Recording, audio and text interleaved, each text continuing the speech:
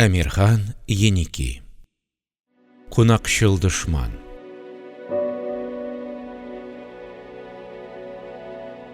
Тын буш юл. Әмма күпме вакытка ул буш, күпме вакытка ул тын.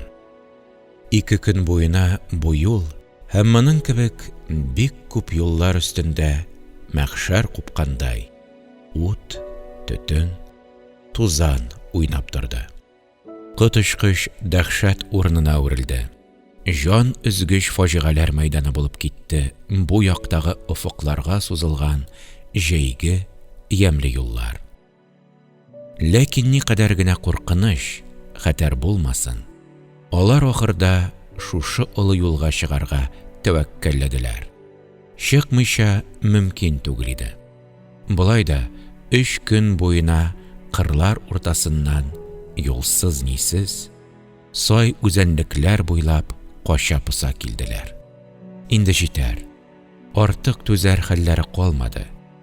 Бу билгесезлекнең бер чиге булырга тиештер, ниһаять. Тузанлы таш юл өстенә килеп чыккач, алар туктап, сүзсез генә юлның көн батыш очына бераз карап тордылар. Аннан берсе пилоткасының эше белән тирләгән битен сөртте, икенчесе җиргә тезләнеп ботинка бавын рәтләде.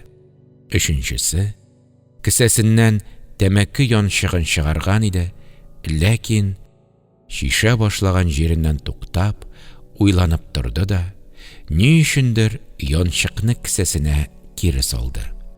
Шуннан соң алар юл кырыендагы җәяүлеләр сукмагы белән көн чыгышка таба карап киттеләр. Көн буе ут шарыдай баш түбәсендә әйләнгән кояш аларның тәмам тинкәләренә тиеп беткән иде. Гимнастеркалары манмасу булган, иң башларына тир тозы бәреп чыккан, яңаклары, колагы артлары буйлап юл-юл кара тир агып төшкән.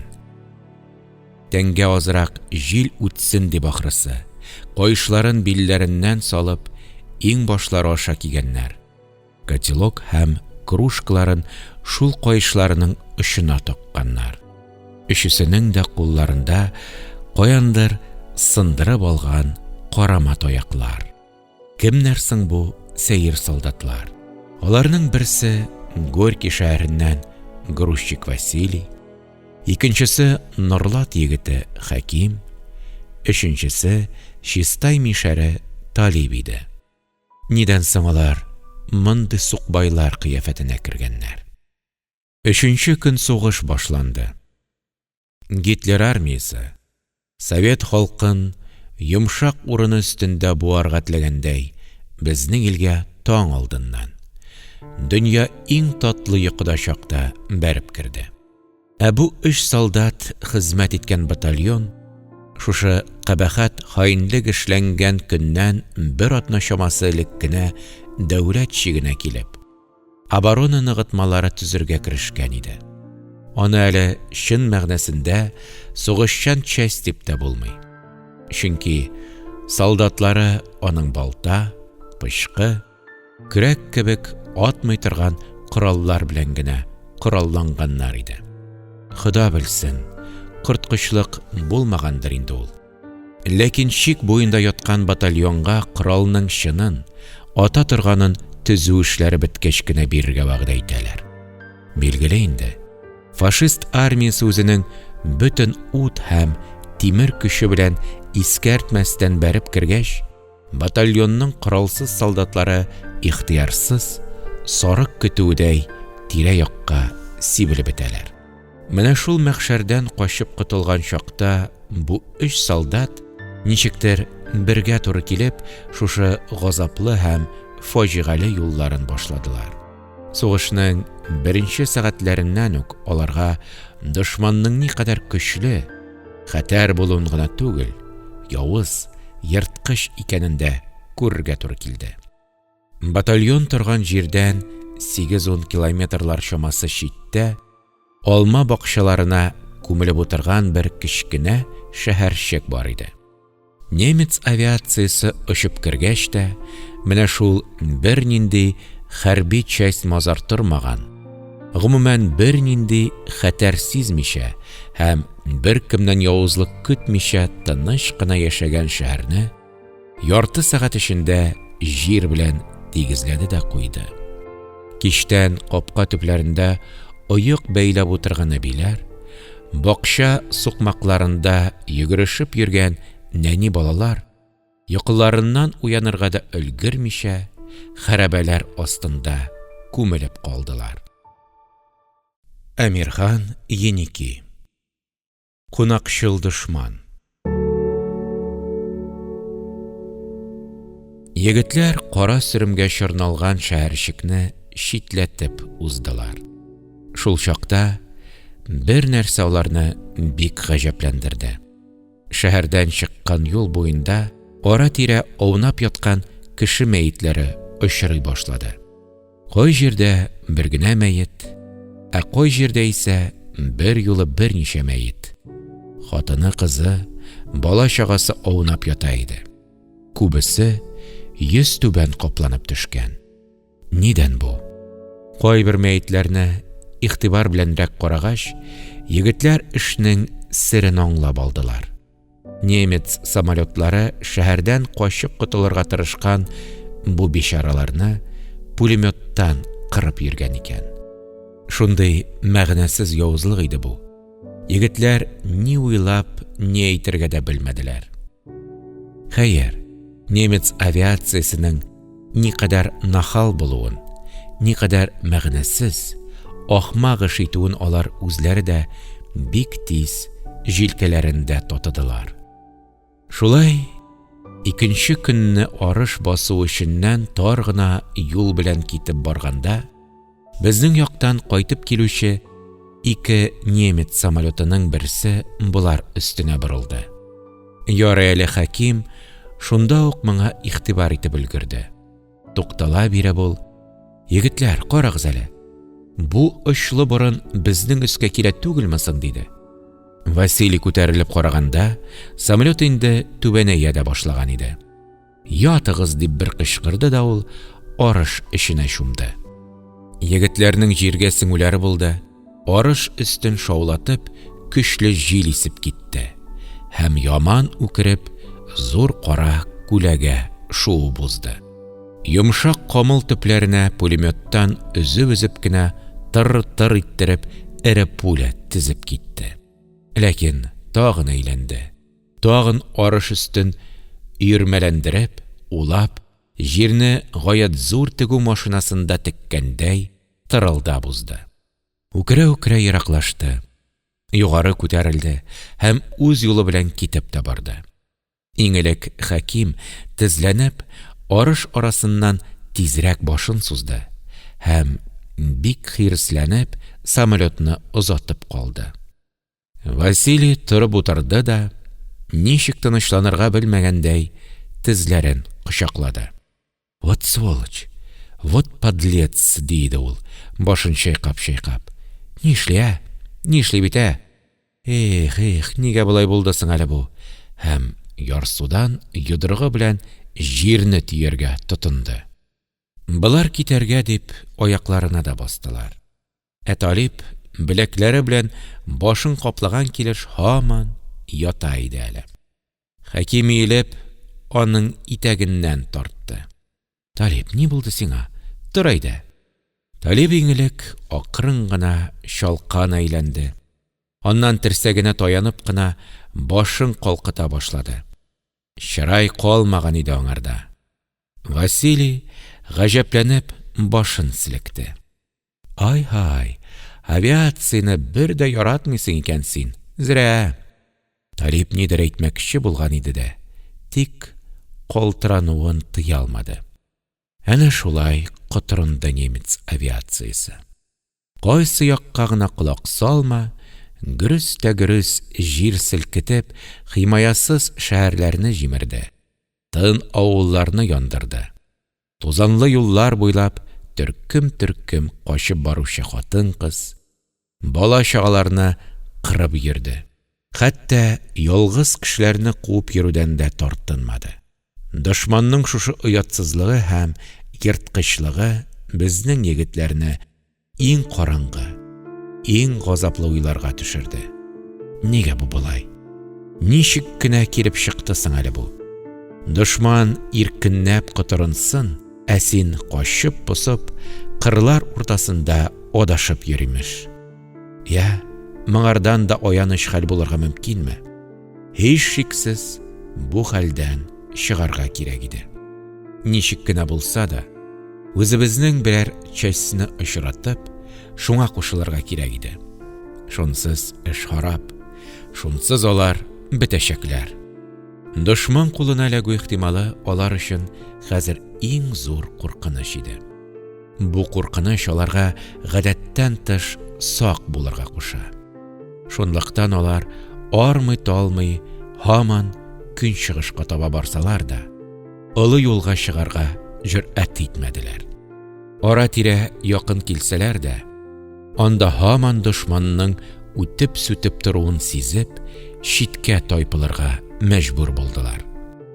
Тик менә сугышның 3нче көнендә дөнья бераз тынган кебек күренгәч, һәм менә болай өермә күтәреп алып киткән чүп шикелле, кая барганнарын, ни эшләгәннәрен белмичә йөрүдән тәмам җаннары бизгәч, алар ниһаять олы юлга аяк бастылар.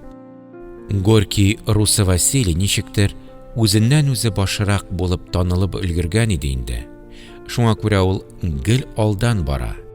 Ә Хаким белән Талип тезгенсез җибәргән атлар шикелле аңардан калыбрак атлыйлар. Алар өчесе дә бик арыганнар, яңаклары суырылган, иреннәре кибеп яргаланган, иякләренә каты төк бәреп чыккан. Эсселектән, туктаусыз килүдән хәлсезләнү өстенә аларны тагын ачлык чынлап борчый башлады.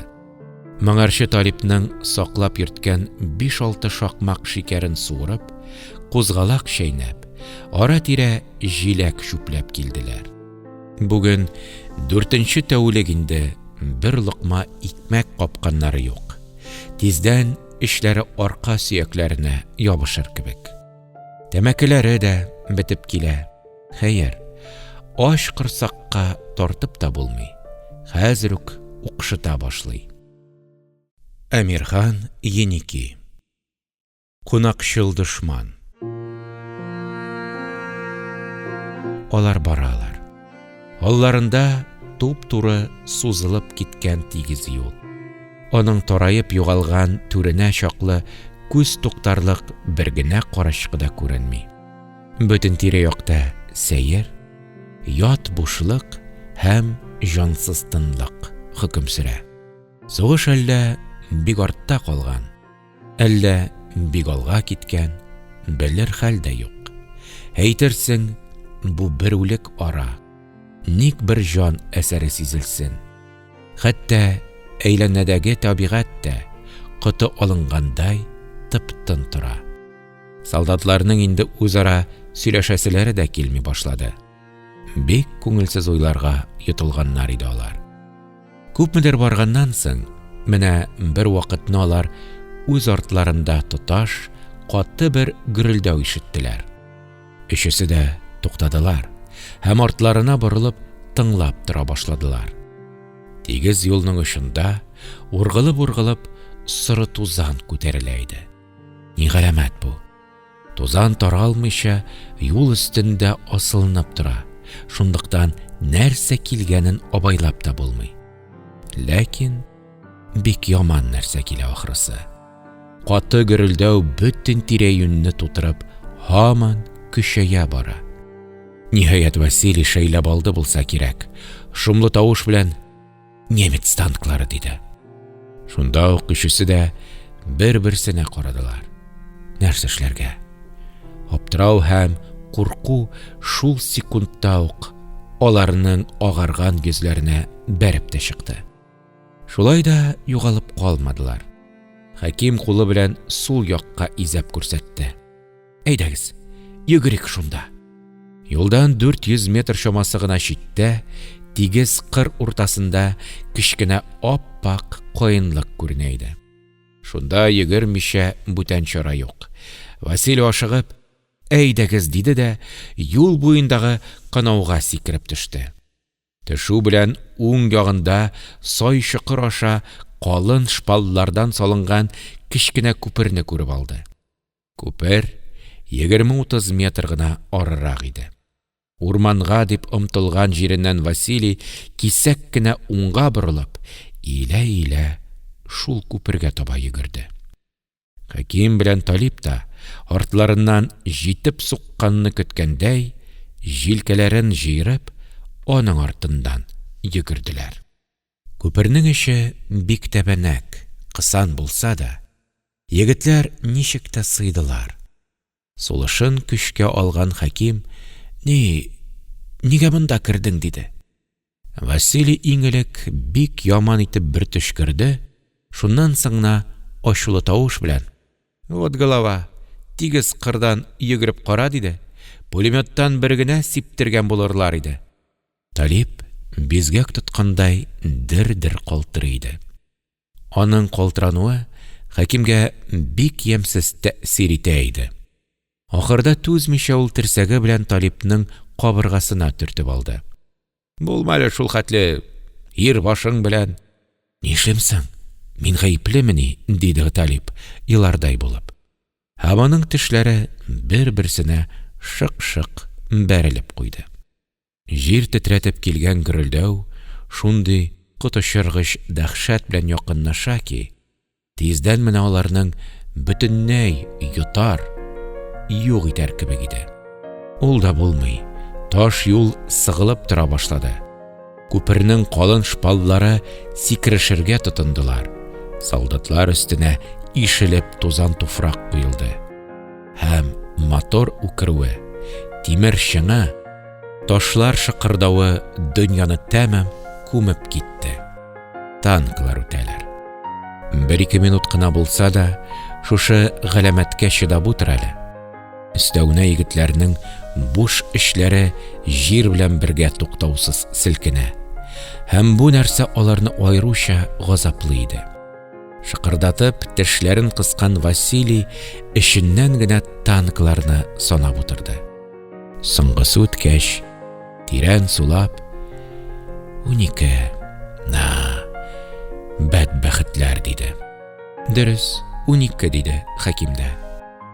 Талипча да шулай булып чыкты. Өчесе дә санап утырганнар.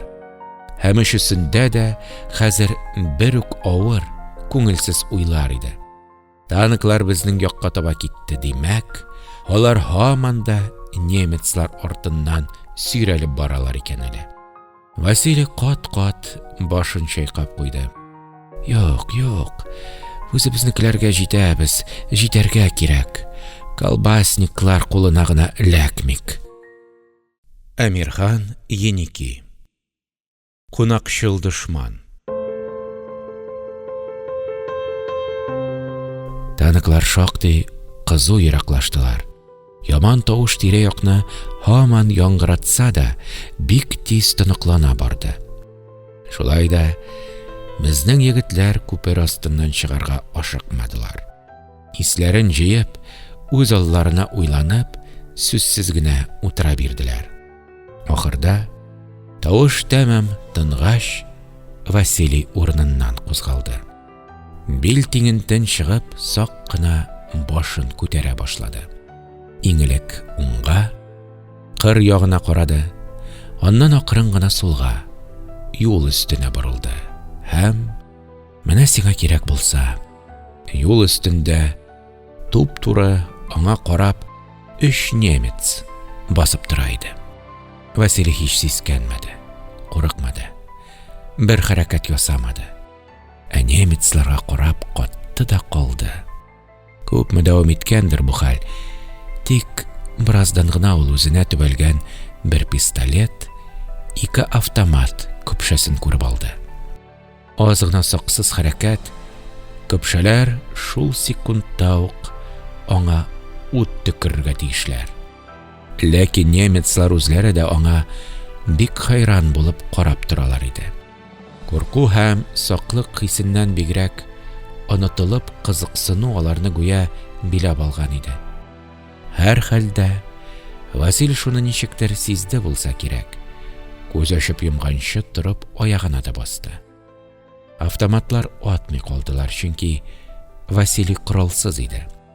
Берни сизмәгән Хәким белән Талип таякларын сөйрәп күпер астыннан чыктылар да, күтәрелеп тә карамыйча кагына башладылар. Шушы берни абайламау аларны коткарды. Немецлар тагын атмый калдылар. Василийның башында бер исәптә туып өлгерде. Менә шулай өркетмичә генә немецларга якынлашып, кинәт кенә автоматларын тартып алып булмасмы? Тик иптәшләр каушап калмасыннар иде. Ничек итеп аларга моны сиздерергә? Ләкин шул минутта ук Василий үзенең артында ниндидер кеше тавышлары ишетте. Барылып караса, әлеге теге кичкенә каенлыктан буларга таба кулларын болгап, кычкыра-кычкыра тагын 4 немец килә иде. Бары хәзер генә ул эшләрнең никадәр җитди, хәтәр булуын белеп алды һәм чынлап торып шүрләде. Хәким белән Талип та немецларны күреп, бер юлы агаранып киттеләр. Ихтыярсыз Василийга сыена төштеләр. Шулай да Хәким иптәшенең колагына тиз генә пышылдады: «Әйдә, чабыйк!» Василий башын бормыйча гына: «Юл буена кара» диде. Хәкимгә борылып карауның кирәге дә калмады. Артында дошман басып торгандыгын ул ничектер аркасы белән сизеп алды. Йөгерешеп килгән немецлар юлга чыкмыйча, канаудан шактый читтә тукталдылар. Аларның берсе юлда торган 3 немецка нидер кычкырып әйтте. Шуннан соң 3 немецның әлеге пистолет тотканы үзенчә бик әтәчләнеп безнекеләргә нидер кычкырды. Бу бер офицер кисәге булса кирәк. Киеме һәм билгеләре бүтәнчәрәк. Үзе яшь, йөзе алсу, күзләре зәңгәр. Бөтен торышыннан һәм калкына биреп кычкыруыннан аның сугышны күңелле бер эш итеп санавы. Ә үзенә гел җиңеп йөргән бәхетле егет итеп каравы сизелеп тора иде. Ул тагын кулын алга сузып, гайрәтләнеп нидер кычкырды. Ә безнекеләр сүзен аңламагач, аңа тыныч кына тик карап тордылар. Гаҗәеп хәл. Әллә күзләре матур булгангамы? Әллә офицердан бигрәк артистка охшагангамы? Ул безнекеләргә бер дә куркыныч булып күренмәде. Ниһаять офицер канау аша йөгереп чыгып, пистолеты белән алга таба селтәп-селтәп күрсәтергә тотынды. Бу шул якка атлагыз дип боеру иде. Безнекеләр аңлап алдылар һәм канаудан чыгып, күрсәткән якка таба ашыкмыйча гына атлап киттеләр. Офицер алдан төште, ә калганнары ата казлардай каңгылдашып арттан иярделәр. Аларның бу яман шаулап сөйләшүләре һич шиксез безнекеләр турында иде. Ни сөйләшәләр? Әйтү ишетен. Ихтимал, рус солдатының кулында таяк кына, үзе ялангач, үзе аңгыра, я шулар белән сугышып йөр инде дип көлүләре булгандыр. Безнекеләр чынлап торып дошман кулына ләгүләрен аңлыйлар иде. Өчесе дә тыштан булай тыныч кебекләр. Ләкин бу минутта һәр кайсының да күңелен игәүләгән үз уе бар иде. Василий мәсәлән бер туктаусыз немецлар кулыннан ычкыну турында уйлана. Дошман белән беренче тапкыр күзгә күз очрашудан ул бер нәрсәне бик яхшы сизеп калды. Каушамаска кирәк икән. Шуңа күрә ычкына алуларына ул бик өметле карый. Аннан бу колбасниклар артык уяу халык түгел шикелле, шаят алда булыр үзләрен, тик җай гына чыксын. Хәким дә немецларны бик җентекләп күзәтеп бара. Ләкин Василий шикелле үк алай ашыгып нәтиҗә ясаудан ерак иде. Киресенчә, пленга ләгү шушыдыр инде. кая илтерләр дә нишләтерләр икән дип уйлана иде. Талипнең исә бар курыкканы үлем булганга, эшеннән дога урынына бары бер нәрсәне генә кабатлый: атмасалар гына ярар иде. Әмирхан Еники. Кунакчыл дошман.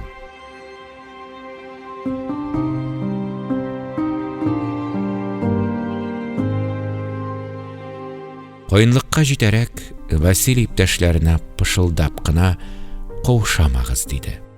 «Бөтен сорауларга җавапны үзем бирәм, ә сез мин әйткәнне кабатлап кына торырсыз». Егетләр дәшмәделәр. Кыенлык авызында аларны кулларын артка куеп, аякларын айра төшеп басып торган озын, чандыр немец офицеры каршы алды.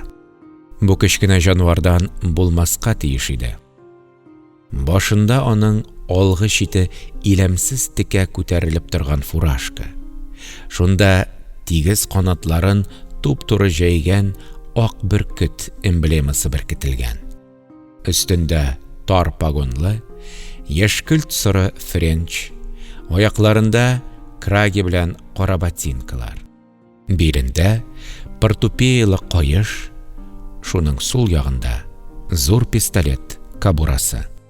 Безнең 3 солдат менә шул кадап куйган казыктай тик кенә торган немец алдына килеп бастылар. Алып килүче купшы офицер күкрәген киереп, кулларын бот буена сузып, кызу-кызу гына нидер әйтте. Тегесе шак сизелерлек итеп кенә башын селкеп куйды. Шуннан соң ул үлекнекедәй яртылаш йомык, хәрәкәтсез күзләре белән безнекеләргә төбәлде. 3 солдатның эченә бер юлы салкын йөгерде. Юк, бу ата фашисттан рәхим көтеп булмый. Озак карап торды немец 3 солдатка. Бигрәк тә Василий чырайына мәхәббәте төште булса кирәк. Энәле күзләрен озаклап аңа текәде. Ә Василийның калын иренле, зур авызлы, җәенке борынлы чырае чыннан да гаҗәеп серле иде. Ул чырайда искиткеч бер ваемсызлык җәелеп ята. Шуннан башка берни юк. Кем алдында басып торганын беләме ул? Борчыламы? Куркамы? Һич сизеп булырлык түгел, шайтан алгыры. Шулай аптырабрак калган немец ниһаять ташка баскандай ачык, тимердәй салкын тавыш белән саф русча: «Сез бөек Германия армиясының кулына төшкән әсирләр, шуны беләсезме?» дип сорады. Немецның булай саф русча дәшүе егетләрне бик гаҗәпләндереп җибәрде. Ләкин Василий бер киреп алган кабыгыннан ничек тә чыкмаска тырышты. Сыңар иң башын җыерып, исе китмичә ялкау гына: «Күрәбез», диде. Әйе, менә шулай һич нигә исе китмичә, ваемсыз булып күренү аркасында гына ул үзен дошман капризыннан бәйсез тота алачак. Бу хәзер аңа бик ачык иде. «Коралларыгыз кайда?» дип сорады немец. Василий кулындагы кәкре таякка карап, көрсенеп куйды. «Менә шушы инде». Немец авызының бер кырые белән генә елмайганда әйтте. «Совет армиясын без шәбрәк коралланган булырга тиеш дип уйлаган идек. Шәбрәген алырга өлгермичә калдык шул, парень», диде Василий, үз ишенә әйткәндәй гаҗәеп бер тәкәллефсезлек белән. «Нинди частьтансыз?» «Әллә тагын белә алмый калдык». «Ничек белә алмыйча калдыгыз?» «Шулай, кич белән генә килеп төшкән идек, иртән чигенә башладык». Немец тагы да кысыла төшкән күзләре белән Василийга бөтенләй кадалды. Бу мужик дөресен әйтәме, ялганлыймы? Ә Василий рәхим ит, кара дигән төсле сыңар түген дә кыймылдатмыйча тыныч кына басып тора. Җитмәсә, теш арасыннан шырт иттереп төкереп тә куйды. Немецның нечкә иреннәре кысылып, яңак сөякләре уйнаклап алды. Әгәр ул Василий чыраенда соңга санамау шикелле берәр нәрсәнең чаткысын гына сизеп калса да, перчаткасын салып тормастан мужикның ияк астына берне кундырыр иде. Ләкин ник бер андый нәрсә сизелсен, хәтта пошыну әсәре дә юк.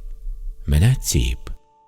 Шуннан соң ул кечкенә тынгысыз күзләрен Хәким белән Талипка күчерде. Хәким, офицерның барлыгын да онытып, кайдыр читкә карап тора иде. Ул үзенә төбәлгән авыр карашны тойды, ләкин башын бормады. Гүя нидер күреп исе киткән. Ә Талип, намазга уйган мөселман шикелле, кулларын киндеге өстенә куеп, җирән кирфекләрен җиргә терәп, тик кенә тора. Әллә уяу, әллә йокыга талган, белмәссең дә. Кая барасыз, диде офицер аңа төбәлеп. Мин сездән сорыйм. Талип сискәнеп башын күтәрде. Күзләрен йомгалап алды. Идиот, диде офицер йөзен чытып. Василийга эшне җайларга кирәк иде. Немецны һич ярсытырга ярамый. Башта җилкәсен кашыган булды. Аннан кыенсыныбрак: «Кая булсын инде», диде. «Үзебезнең якка таба бара идек». «Ни өчен үзегезнең якка?» «Хатын, семья, өй шунда бит», диде Василий, авыр сулап. Офицер кинәт елмаюга охшатып тешләрен ыржайтты. «Аха, хатынны сагындыгызмыни? Сугышасыгыз килмимени?» Василий бик аз гына көттереп торды һәм йөзен офицерга күрсәтмәс өчен башын түбән иеп әйтте. «Бездә берәү дә сугышырга теләмәгән иде». Дип сузды немец. Оннан так дип торды һәм шул минутта аның башында гаҗәеп оригиналь бер исәп туды. Еракка төбәлгән бик мәкерле исәп иде бу. Барыбер аның бу хайваннарны куяр урыны да юк. Тылга мазарга озатырга артык кешесе дә, вакыты да юк. Ә Совет армиясын җимер өчен ни эшләсәң дә ярый. Фюрерның әйткәне шулай. Ләкин башта сынарга кирәк үзләрен. Күнәрлек булмасалар, расходка җибәрү бер кайчан да соң түгел. Немецның ничектер бер юлы карашы да, тавышы да йомшарган кебек булды. «Ашыйсыгыз киләме?» дип сорады ул кинәт. Егетләрнең колаклары торды. Бусы ни тагын? Мыскыл итүеме? Ләкин Василий шул минутта ук балаларча бер катлылык белән: «А как же, килә», диде. Ул хәтта чыннап авызына килгән төкереген дә йотып куйды. «Ну, утырыгыз. Без хәзер сезне сыйлыйбыз». Әмирхан Еники. Кунакчыл дошман.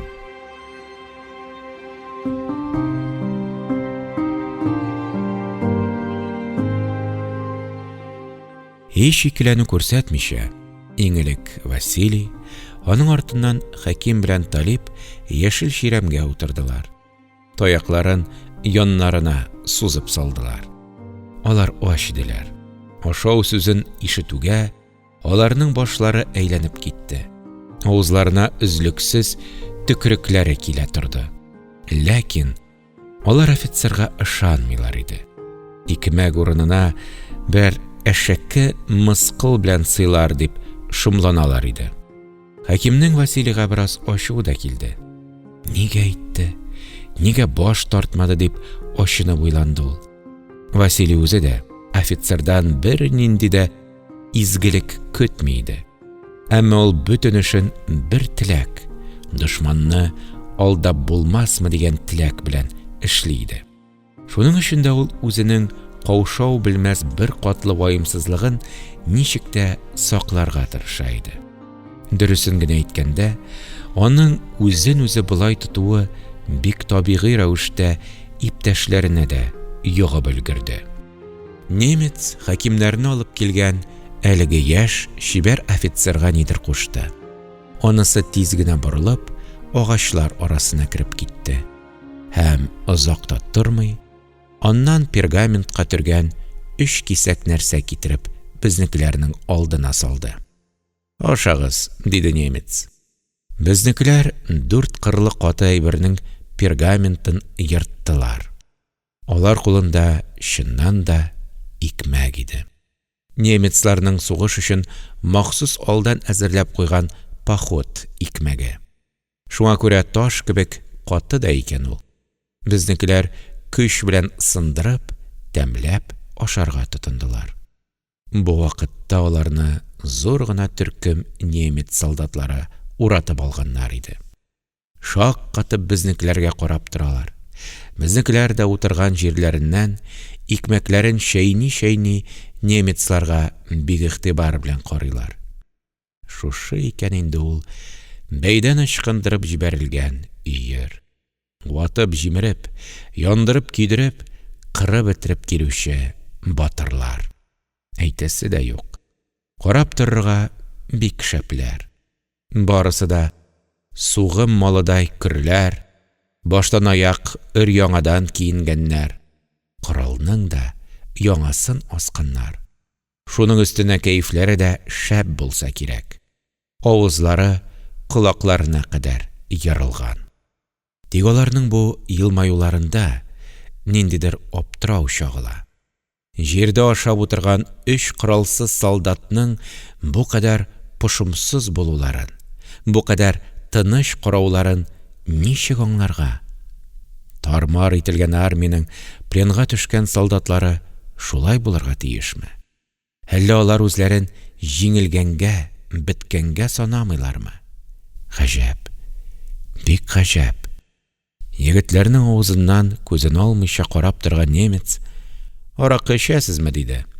Һәм аларны шикләндермәс өченме әйтеп куйды: «Руслар бит аракы эчәргә яраталар». Василий аңа җавап бирмичә хакимгә борылды. «Хаким, эчәбезме?» Бик четерекле сорау иде бу хаким өчен. Алар хәлендә ач корсакка аракы эчү бик хәтәр бит ул. Ләкин немецның икмәген ашап та аракысыннан баш тарту килешерме? Дошманны шикләндермәсме? Василий нинди җавап көтә икән соң? Хаким икмәген чәйнәп йоткан арада шуларны уйлап алды да тәвәккәлләп: «Пештек кенә эчсәк тә ярый», – диде. Василий немецка башы белән ымлады: «Сау булмаса».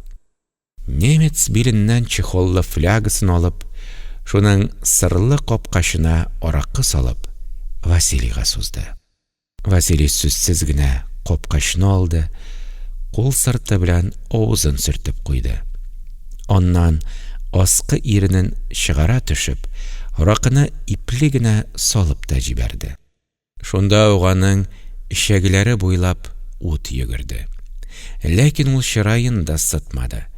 Капкачны немецка кире сузып, ашыкмыйча гына икмәген иснәргә тотынды.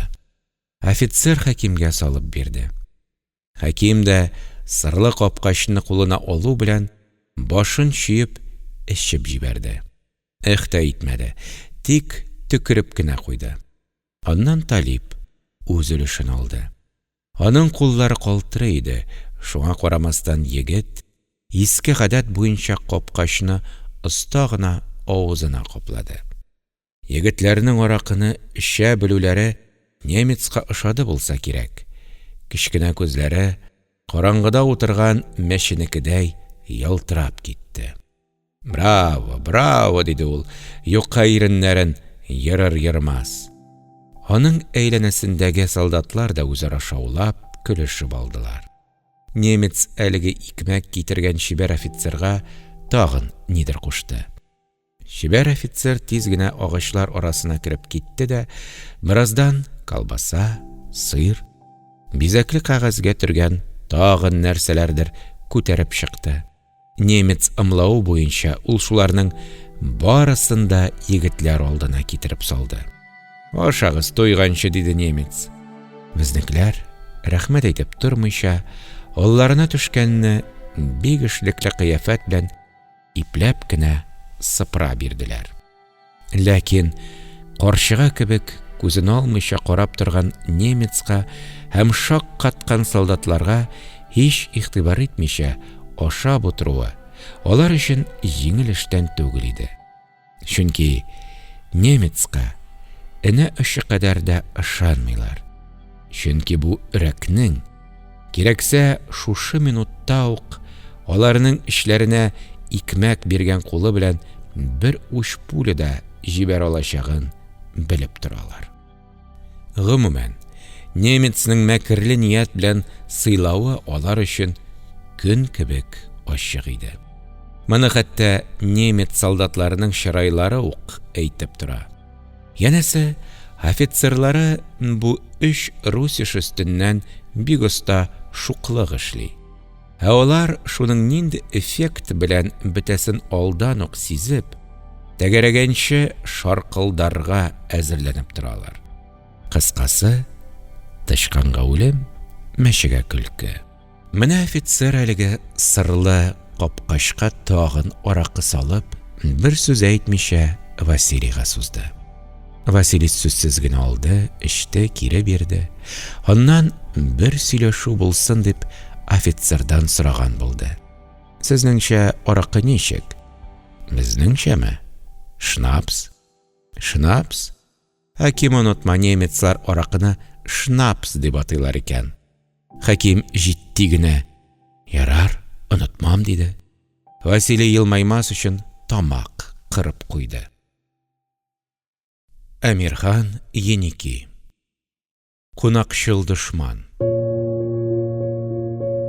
Аша беткәч, егетләр кайсы учы, кайсы җиңе белән әйбәтләп авызларын сөрттеләр. Талип итәгенә төшкән валчыкларны да чүпләп капты. Офицер галифе кесәсеннән күн тышлы портсигар чыгарып алга таба сузды да, янып торган яшькелт төймәсенә басты. Портсигар капкачы Василийның борын төбендә үк ачылып китте. Уйлыйм ки, моңардан да баш тартмассыз. Папирос? Сигарета. Василий берсен алып, ашыкмыйча гына ике бармагы белән угалап, авызына капты. Кесәсендә шырпысы булса да ул аны чыгармыйча, офицерның яндырып тәкъдим итүен көтә башлады. Офицер Хаким белән Талипка да сигарета биреп, тизрәк икенче кесәсенә тыгылды. Аннан ялтырап торган кичкенә бер әйбер чыгарып кабыргасына баскан иде. Капкачы ачылып, гөлт итеп ут кабынды. Рәхим итегез. Василий курыккан булып, башын артка куерды һәм гаҗәпләнеп сораган булды: "Нәрсә бу?" "Курыкмагыз, автомат зажигалка." Зажигалка. Шәп нәрсә икән. Да, безнең һәрбер солдатта бар ул. Кара син аны. Василийның офицерны бераз шаяртасы килә иде.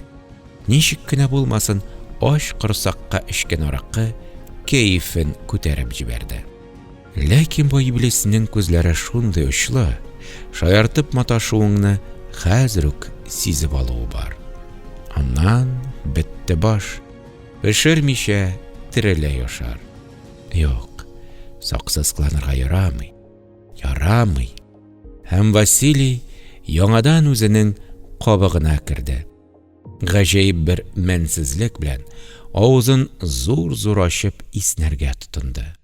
Иптәшләре дә аның үз ише. Хаким терсәгенә таянып, кырын яткан килеш тәмләп кенә Истанбул сигаретасын тарта. Ә Талип үлән сабагы чәйнәп утыра иде. Офицерның безнекеләргә вакыты белән җен ачулары кузгалып китә иде ахрысы. Тик торганнан яңак сөякләрен кыймылдата башлый ул. Чыннан да, мондый сонсызлыкка түзәргә кирәк бит. Ләкин немецның бик шәп планы бар. Шуның хакына русишны аракы, сигарета белән сыйлап, тәмәкесенә ут та тәкъдим итәргә туры килде. Инде авыз тутырып иснәвенә генә түзәрсең. Ниһаять ул, ашау эчүне йомгакларга теләп, егетләрдән сорады: "Я, канәгатьмесез?" "Ничего, әйбәт булып калды", диде Василий, сигаретасының көлен бармагы белән кагып. Офицер аның йөзенә текәлде. Инде нишләргә уйлыйсыз? Башлана, дип уйлады Василий эшеннән. Ләкин сорауны аңламаган булып, үз нәүбәтендә офицерга туп-туры карады. Мин сездән бездә каласызмы, яки кире үзегезнекеләргә китәсезме дип сорыйм, диде офицер. Сорау гаҗәп аңлаешлы иде. Безнекеләр уенның инде беткәнен, шушы сорауга ничек дип җавап бирүдән язмышлары хәл ителәчәген яхшы сизеп алдылар. Ләкин алар тыныч гамьсезлекләрен бер генә секундка да җуймадылар. Һәм утырганы утырган, ятканы яткан килеш кала бирделәр. Тик Василий гына алдын тәмәке төтене белән тутырды. Офицерның тел төбе кая барганын белергә теләп, ул вакытсыз сүзгә керешүдән ничек тә тыелырга тырыша иде. Һәм офицер, егетләрдән җавап көтеп ала алмагач, тагын үзе сүз башларга мәҗбүр булды. Ул бу мәхлуклар куркалар ахрысы дип уйлап, үзенчә мөмкин кадәр йомшаграк булырга тырышты. Без көчләмибез. Без сезнең ихтыярыгызга куябыз, диде ул, перчаткалы кулын суза биреп. Әгәр каласыз икән, пожалуйста, рәхим итәсез. Безнең солдатларның азыкларын күрдегез. Алар бездә шоколад ашап, сигарета гына тартып йөриләр. Каласыз икән, сезгә дә шулай булыр. Колбаса, сыр, май гына ашап торырсыз. Аракы теләгән кадәр эчә генә күрегез. Ну, әгәр китәбез, үзебезнекеләргә кайтабыз дисез икән, пожалуйста, тоткарлык юк, китәсез. Аңлыйсызмы? Без көчләп тотмыйбыз. Аңлыйбыз, диде Василий, һәм сигаретасының очына төкереп шактый еракка ыргытты. Әйе, офицер бик аңлаешлы итеп сөйләп бирде. Немец солдатлары арасында русча аңлаучылар булды, күрәсең. Алар кызу-кызу гына иптәшләренә нидер әйттеләр. Аннан барысы бер юлы шаулашып алдылар.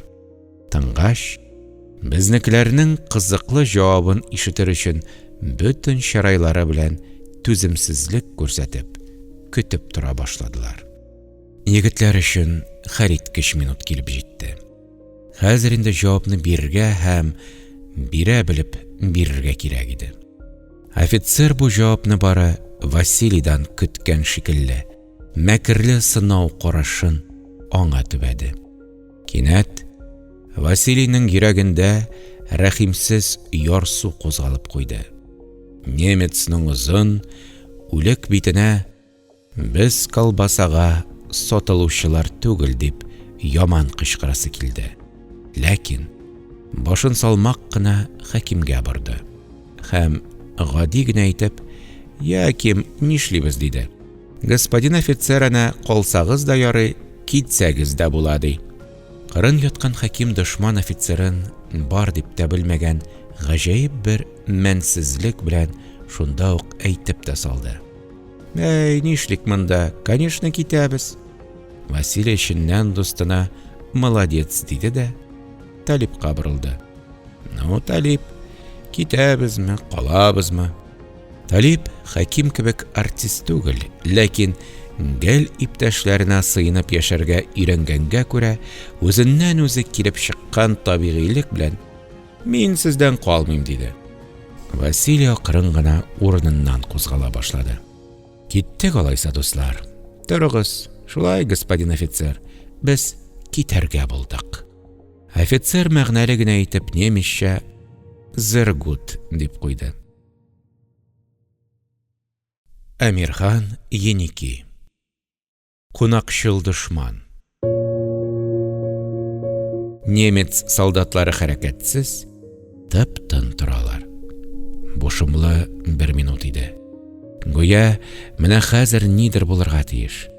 Безнекеләр шул хәтәрне ничектер тиреләре белән тоеп, ләкин һич каушау әсәре күрсәтмичә, җирдән таякларын алдылар. Иреннәрен кысып, озак дәшмичә торган офицер ниһаять телгә килде. «Яхшы, мин сезне җибәрәм. Ләкин бер шартым бар, диде. Һәм башы белән ымлап, үз артыннан иярергә кушты. Безнекеләр иярделәр.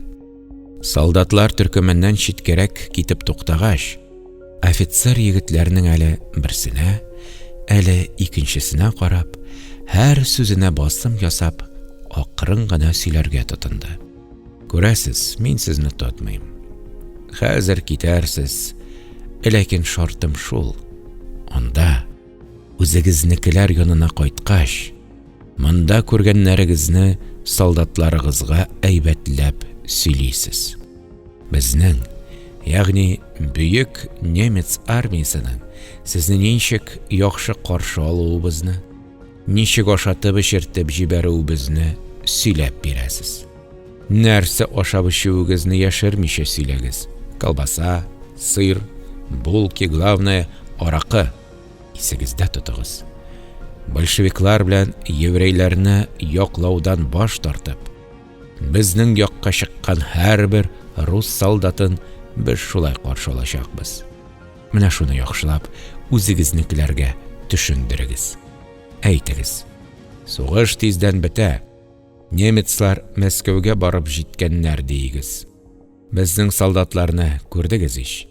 Кораллары бик күп, бик шәп киенгәннәр, бик таза ашыйлар. Барыбер безне җиңәчәкләр диегез. Аңладыгызмы? Ләкин бездә булуыгызны командир һәм комиссарларыгызга белдерә күрмәгез. Аларга ләммим, югыйсә харап булырсыз. Бары солдатларга гына сөйләгез. Аңладыгызмы? Офицер сөйләп беткәнче Василий башын иеп торды. Ул белә, әгәр күтәрелеп караса, дошман тырнагыннан ычкыну булмаячак. Бу минутта тынычлыкны саклау аның өчен тау күтәреп торудан да авыррак иде.